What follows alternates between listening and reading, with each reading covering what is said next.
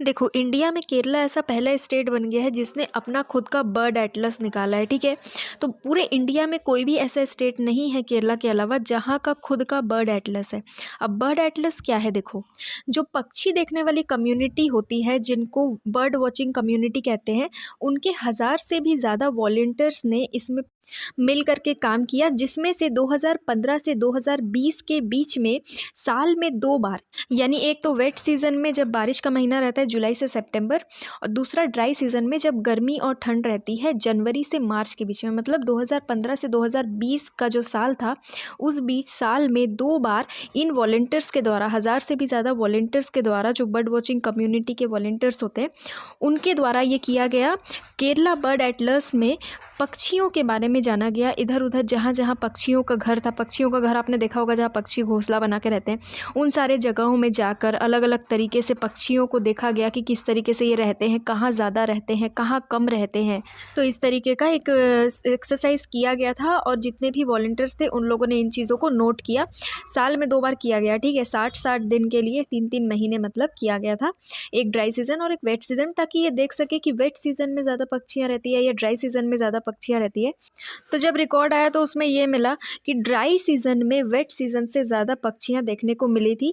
Species richness और evenness भी northern और सेंट्रल डिस्ट्रिक्ट्स जो हैं वो सदर्न डिस्ट्रिक्ट से ज़्यादा थे। स्पीशीज़ रिचनेस क्या होता है, स्पीशीज़ इवननेस क्या होता है, ये इन्वायरमेंट का एक टॉपिक है, ठीक है।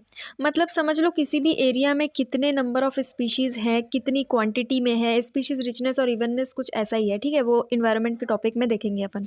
तो केरला के जो ऊपर वाले डिस्ट्रिक्ट्स हैं, नॉर्थर्न और सेंट्रल डिस्ट्रिक्ट्स जो हैं, उनमें ज़्यादा स्पीशीज़ रिचनेस और इवननेस है सदर्न डिस्ट्रिक्ट्स के मुकाबले, ठीक है। उसके बाद ये भी देखा गया कि ज़्यादातर जो एंडेमिक्स हैं, जो कि सिर्फ वहीं पाए जाते हैं, इस तरीके के जो स्पीशीज़ हैं बर्ड्स के, वो ज़्यादातर वेस्टर्न घाट्स में हैं। और जो थ्रेटेंड स्पीशीज़ हैं वो ज़्यादातर कोस्टल एरिया में है केरला के, ठीक है। ये सारी बातें जो कर रही हूँ मैं, ये केरला की ही बात कर रही हूँ क्योंकि केरला का ही बर्ड एटलस है ये, ठीक है। करीब करीब 25,000 चेकलिस्ट को एग्रीगेट करके इस चीज़ को बनाया गया है, ठीक है।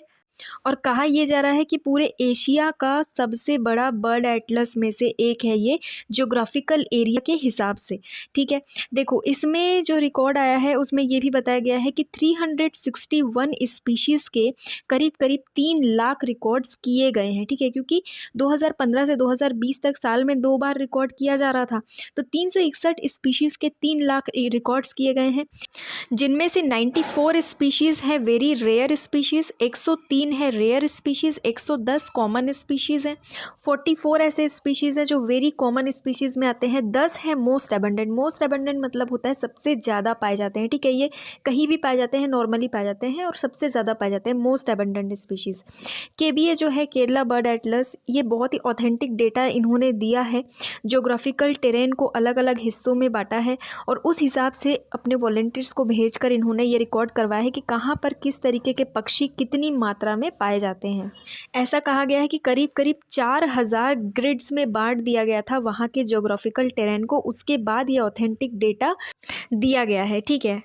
जो वॉलंटियर्स के ग्रुप थे, जो बर्ड वॉचिंग कम्युनिटी के वॉलंटियर्स थे जिन्होंने इन चीज़ों को रिकॉर्ड किया है, उनको सर्वे के हिसाब से टीम्स में डिवाइड कर दिया गया था, जिसमें एक एक टीम में 2 से 5 लोग हुआ करते थे। उनको 14 डिस्ट्रिक्ट्स हैं केरला में, उन सारे 14 डिस्ट्रिक्ट्स में बांट दिया गया था कई तरीके के टूल्स के साथ, जैसे लोकस फ्री, ठीक है। लोकस फ्री एक ऐप है जो सबने डाउनलोड किया था। उसके बाद एंड्रॉयड जीपीएस एप्लीकेशन था सबके पास, ई बर्ड प्लेटफॉर्म भी उनके पास था, ताकि सीमलेस तरीके से इस सर्वे को कंडक्ट करा जाए, उसके बाद इसका डॉक्यूमेंट भी अच्छी तरीके से करा जाए, और ई बर्ड प्लेटफॉर्म का भी इसमें यूज़ किया गया था।